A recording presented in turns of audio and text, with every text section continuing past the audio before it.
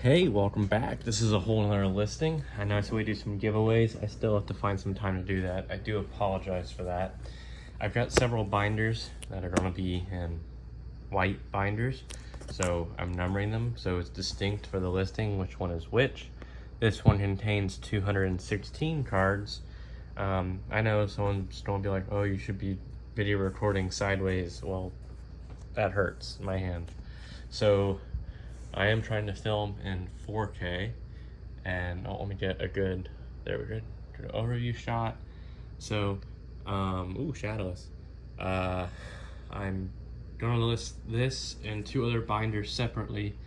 The reason why I'm not doing them all together is just then the price can get kind of high, and then a lot of people who watch, may not necessarily have a chance to win a binder.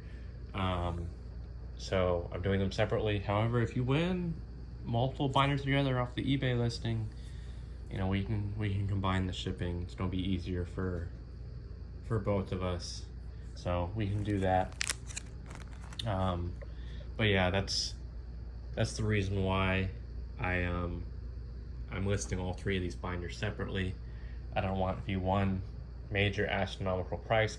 I know we're starting at a penny, but if I do three of these binders together, then the price can get too high for kind of the normal person, and then someone misses out on the opportunity. So I'm trying to not take those opportunities away. I am filming in 4K, so I am doing my best to try and make it clear the condition.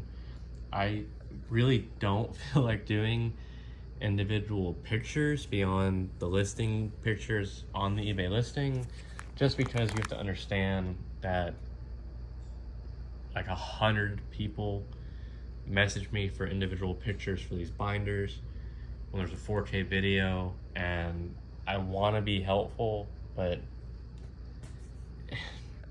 it's a lot of work and I have other things going on. It's just the honest truth behind it. No, not all these cards are perfect. I'd say some of these have been played in some sort of way.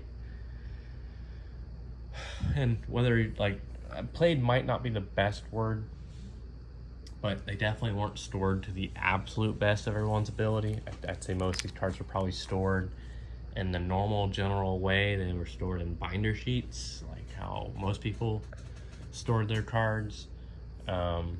And they range wildly. I mean, they range from WotC to more modern. I don't think there's anything from 2023 in this binder. There might be, maybe not. I don't remember the last set that I bought, but I don't think there's anything from 2023 in this binder. There shouldn't be. Pretty certain there's not. Yeah, no, there isn't. There isn't. Unless something was reprinted from 2022 to 2023, but regardless, if anything was released in 2023, it's not in this binder or any of the other binders, because I haven't bought any cards in 2023. It's been a bit of a change. Again, trying to reduce inventory. We're going a different route, and there is still cards that need to get graded. Again, I don't know when those episodes will come out. I don't know when I'll get a studio. You have to understand, we've gone through a whole move. I don't have the same house anymore. I mean, so I don't have my studio. I've got a lot less free time in general to do this. Well, sort of. I technically have more free time, but it's eaten up with other things. But yeah, so I got this binder. I'll release another binder probably tomorrow, maybe later tonight, but more likely tomorrow. And then I'll release the third binder on Sunday. And honestly, I'm not really doing them in any specific order. I don't think one binder is really better than the other per se in terms of collectability or value. I think each binder does vary in cards. I think they're all in the 200s, to be honest, in terms of number of cards.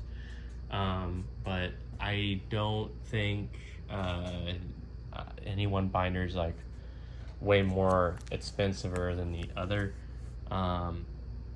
And I may do that pretty soon too, but that might be next weekend where I release like a really big binder that even when the bid starts at a penny, I could see the bid getting into probably the $1,000 to $2,000 mark.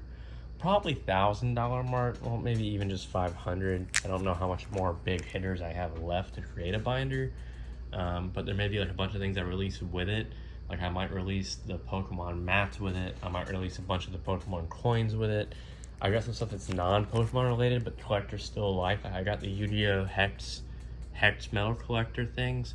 I don't know so how many people know about those. Those were kind of like, they didn't really take off for Yu-Gi-Oh! As far as I'm aware of, but they are a thing.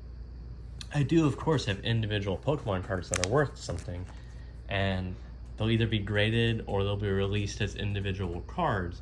And not to say there isn't individual cards in this binder that aren't worth something, but I'd also like being able to auction off these binders and being able to release a whole bunch of stuff at once, versus me having to ship a whole bunch of small things. Is that a shadowless energy? No, but it is a base set energy. In fact, I think those 3 are base set lightnings for those who care. Oh, well, that completes this video. Good luck. We'll be starting at a penny.